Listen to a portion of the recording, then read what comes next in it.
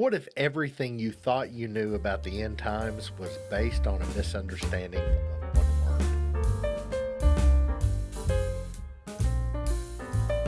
word? Today, we're diving into a book that challenged my perspective on biblical prophecy and offered a fresh take on when and how Jesus will return for his church. Hello, and welcome to the Noble Bereans video channel.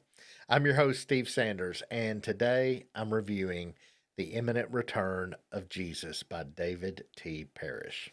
You can see it there. Before we dive in, I want to mention that while I know David personally, have a lot of respect for David, and I thoroughly enjoyed reading this book, I purchased it myself and I wasn't asked to read it or to review it. Now, there's an affiliate link in the description if you would like to get a copy. By using that link, you're helping to support this channel, and I thank you for that. What sets this book apart from other works on biblical prophecy is, I think, a unique approach to familiar passages and a careful re-examination of terms that we take for granted. Let me quote from the book. Whether from fear of controversy or from lack of true joy and hope in proclamation, the coming of Jesus has simply not been preached as it was 50 years ago. Something has been lost. Parish begins by addressing the decline in teaching about Christ's return. He then goes on to establish that there are two distinct groups in God's plan. One of those being Israel, the physical nation with specific prophecies to fulfill, and the other being the church, which is called to spread the gospel globally. He then gets into a pivotal discussion of Daniel's 70 weeks prophecy. He quotes from another researcher who has identified that 483 years were fulfilled exactly to Christ's triumphal entry. But 1 week, or 7 years, remains unfulfilled. There's a gap between the 69th and the 70th week, and according to Parish, this is the church age. Another quote from the book. I don't think that the terminology of tribulation describes the future final 7 years of this age. I think that tribulation refers partially to the 70 AD fall of Jerusalem and partially to the entire church age before the rapture. Another quote from the book. The events of the beginning of sorrows in Matthew parallels the first 5 seals that the Lamb, Jesus, opens, and in the same order. So, Parish really presents, I think, a revolutionary perspective on the term tribulation. He says it's not a future 7-year period. In fact, we are currently experiencing tribulation in the church age. He goes on to say the final 7 years would be better termed the day of the Lord or wrath of God. He then points out a parallel structure between Matthew 24, 1 through 14, the beginning of sorrows, and Revelation 6, which is the first 5 seals.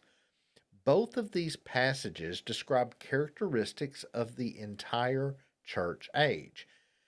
Current events and context really make you think wars and famines and earthquakes. According to Parish, these are birth pains. These are part of the ongoing church age, not signs of an imminent tribulation. Another quote from the book. The rapture is not saving the church from the Antichrist. The rapture is saving the Antichrist from the church. What a quote. Another one. Let this sink in. Unless there is a gap between the rapture and the return, John 14:3 is not literally true. We'll come back to that in a moment. Okay, so there is a fresh interpretation of 2 Thessalonians 2 in the book. The departure refers to the physical rapture of the church, according to Parish, not a spiritual falling away. And the church is the restrainer. Now, this isn't the majority view. Parish admits this, but he makes a really strong case here. The church's presence is what prevents the Antichrist revelation. and the removal of the church is necessary for the final events to unfold. Back to John 14:3, there are profound implications here. So Jesus promises to take us to heaven. This requires a gap between the rapture and the final return. The reason is because if we are raptured post tribulation, we're called up to the sky, and then the new earth kingdom is created. John 14:3 discusses Jesus preparing a place for us in heaven. So again, for John 14:3 to be true, there cannot be a post tribulation rapture. The purpose of the rapture, according to Parish, is not just to protect the church, but it is to allow God's focus to return to Israel. Another quote from the book: the key to understanding Scripture is to see that the whole Bible is about God's rule, kingdom, God's presence, temple, and God's personal involvement, king. Parish presents that Jesus is central to all prophecy. In the book, he balances scholarly depth with accessibility to make a really readable book, and within the book, there's a clear progression of arguments. There are practical implications of Parish's arguments. It affects how we view current events, and it shapes our daily Christian walk. It also provides hope and comfort. As I said, the book has a scholarly foundation. It is a well researched book. It presents very good arguments that are substantiated with strong biblical support. It also respects covenant and dispensational insight. Whether you're new to studying biblical prophecy or have been studying it for years, Parish's fresh perspective will challenge you to examine familiar passages with new eyes.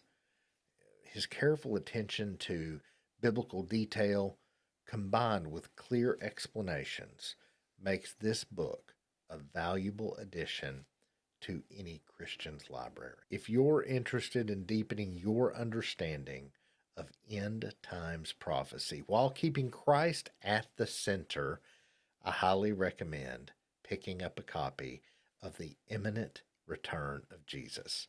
Again, there's an affiliate link in the description below. Also, don't forget to subscribe to this channel and hit the alert bell below too, so you'll always know when we have fresh content like other Christian book reviews as well as biblical content. Remember, go out there this week and be like the noble Bereans, reflecting God well.